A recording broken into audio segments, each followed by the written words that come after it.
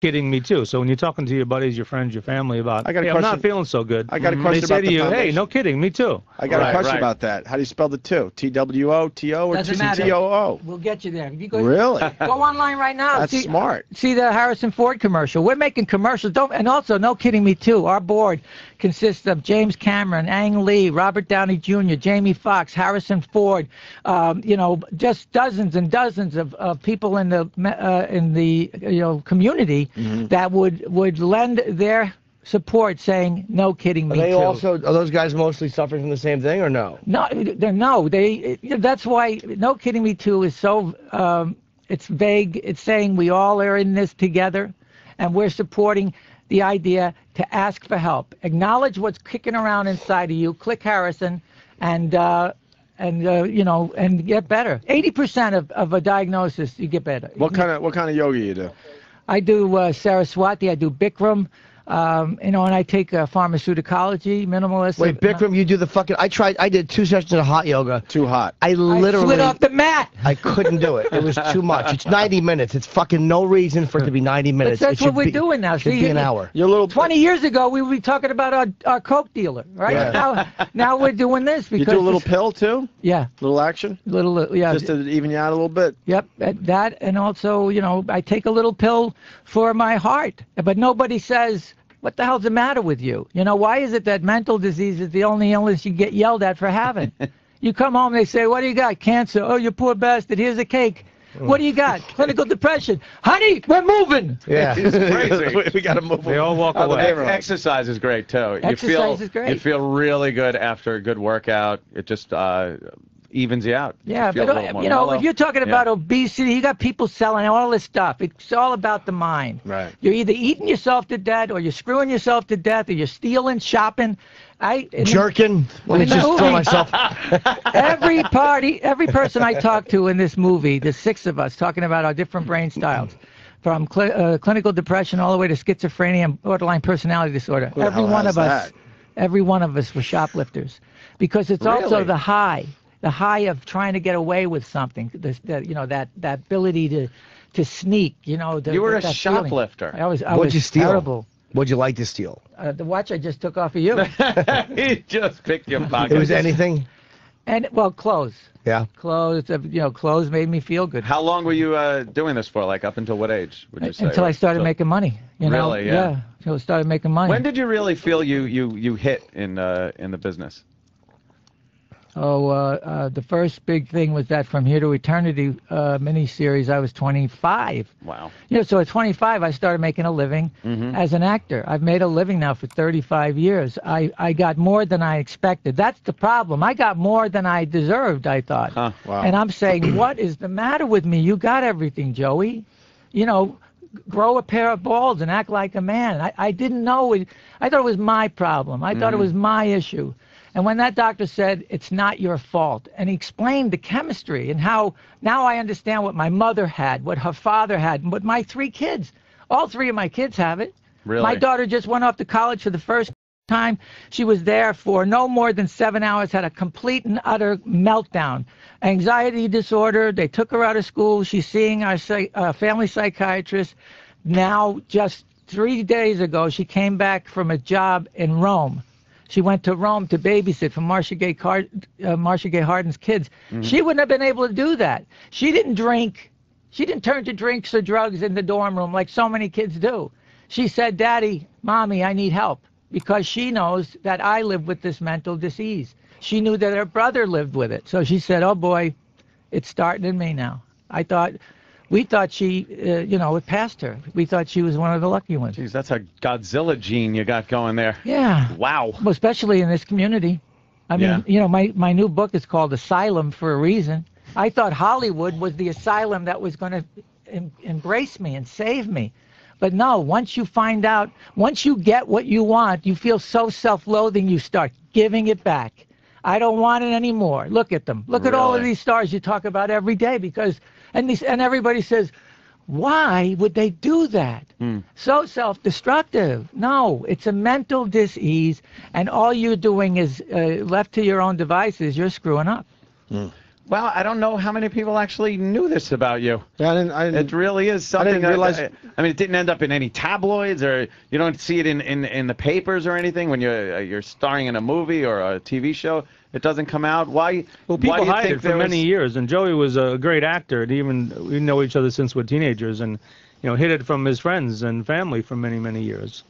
Were there any times you were doing a scene where you were just like, oh my God, I'm losing it right now, and No, you had to do because- the scene? Because you're able to evoke the emotions. That's why I'm attracted to the characters I played, because the sublimation and the similarities, the emotional similarities that I could call on, they were there, they were palpable, they were real. So I really was being in those parts. I was being Joey. And, when you're reading a book and being able to create that was, I had to master up all of the acting gods in the world to be able to do this new medium. How would you channel depression into a character like you played on The Sopranos? Because that was a brutal guy. Like, that wasn't a guy that was kind of depressed. It didn't seem. He was just a vicious man. Well, yeah, okay. When you look at Ralph, he only hurt people, but he would always get them to hurt him first.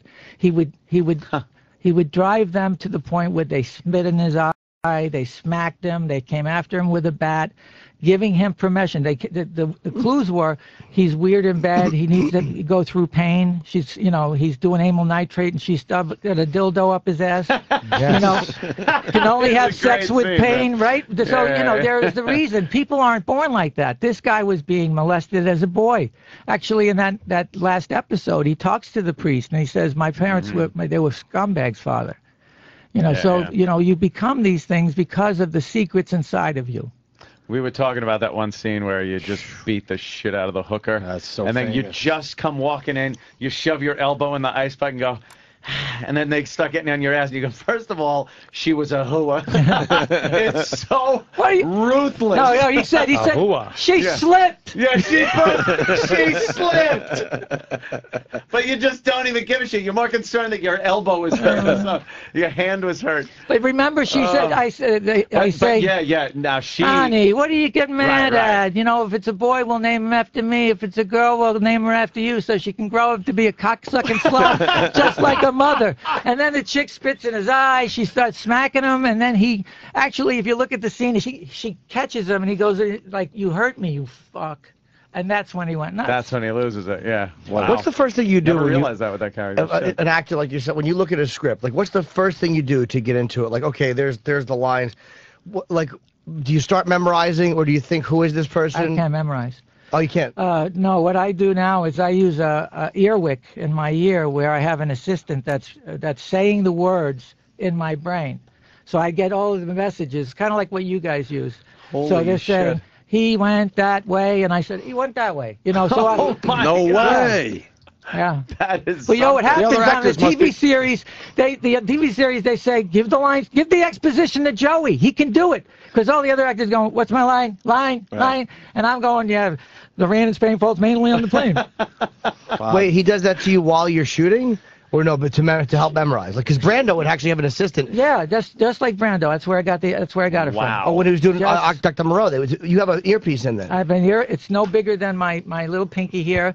It goes in there. The reader is literally maybe 40, 50 yards away. It's a woman because I need a high pitch to be able to hear her.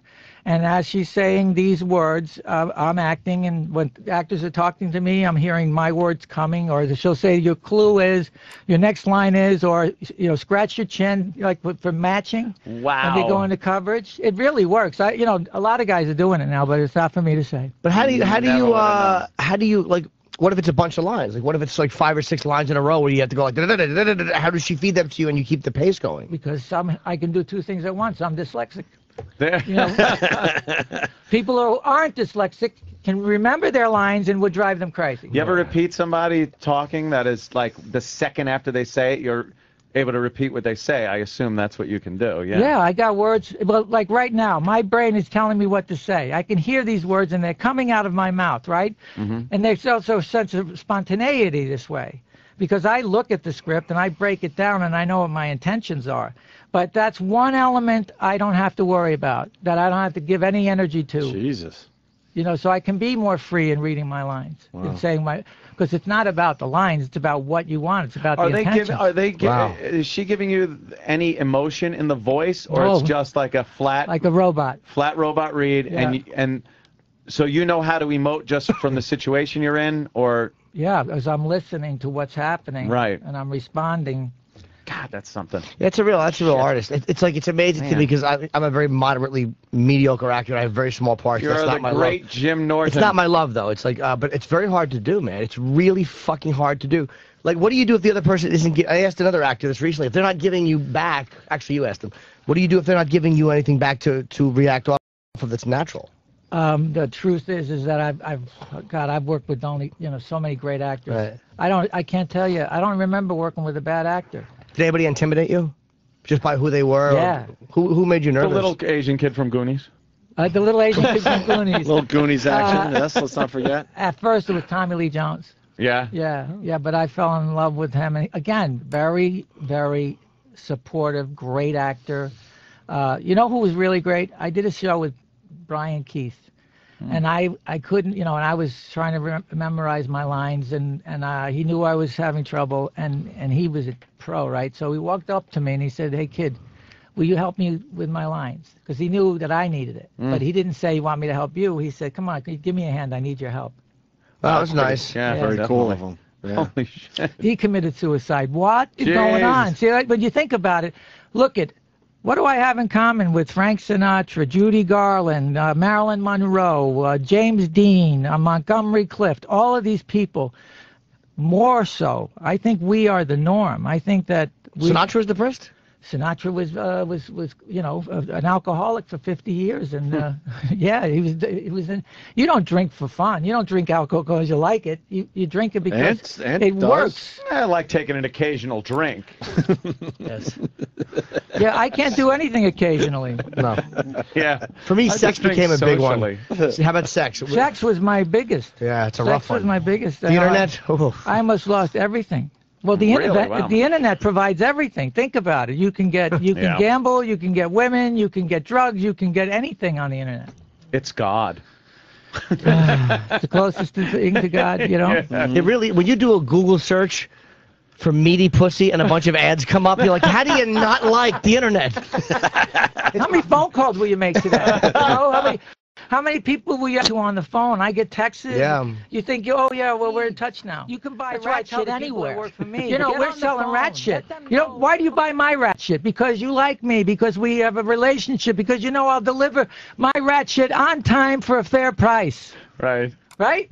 So buy Peppy and Pants. Pepe! Let's do it. What's the name of the sauce? Peppy and Pants. Okay. Two guys from Hoboken. It's crazy good. And where is it available? It's at the food emporiums. In Manhattan, all food emporiums. In New Jersey, Nice. AMPs, King's Markets, a lot of local stores. Oh shit, you know some people. We know some people. You know some people at the docks. Nice eye level. Yeah, we're getting a lot of support from the grocery stores. At the grocery store, yeah. They're not putting you way up top on the shelf. Oh, we have to no. reach for it, Well, right? because With how the many- Goya beans. Right, exactly. Everybody has somebody they love who is dealing with a mental disease. And what we provide is comfort now. We can't give you the fucking cure, but we can give you the comfort. We can say, change your behavior, run. Just run. You Now, feel funny? Go run. Go take a In walk. the future, we may ask you to return this favor. Yes. But not right now. That's fantastic, man. Very cool. So glad you could come in and enlighten us. Thank you. Definitely an enlightening And don't conversation. forget, if these kids, anybody wants to buy tickets for tomorrow, it's at the Boys and Girl Clubs on First and Jefferson, and the tickets are $25, I think. And the website is also, what's the website? The website again? NoKiddingMe2.org. NoKiddingMe2.org. NoKiddingMe2.org. It doesn't matter how you spell two, you'll get there, right? Right. You get there. What was your favorite role? I know we're wrapping up, but I just need to know because I've always liked your work, man. Thank you were you. in Memento. You were Guido the Killer I like fucking Pimp. Bound. I like Bound a lot. That was a good movie. Hell yeah, It's it a was a great good part movie. for me. I mean, to be able to act, to play that, all of those emotional ranges and the suspicion and the confusion, that was Bound a was a great part. great movie, man. You know, I ask every actor when they come in because my problem is always with my hands. I never know what to do with my hands when I act. I'm too self-conscious. I keep scratching my balls. That seems to work. That's how this should end, man.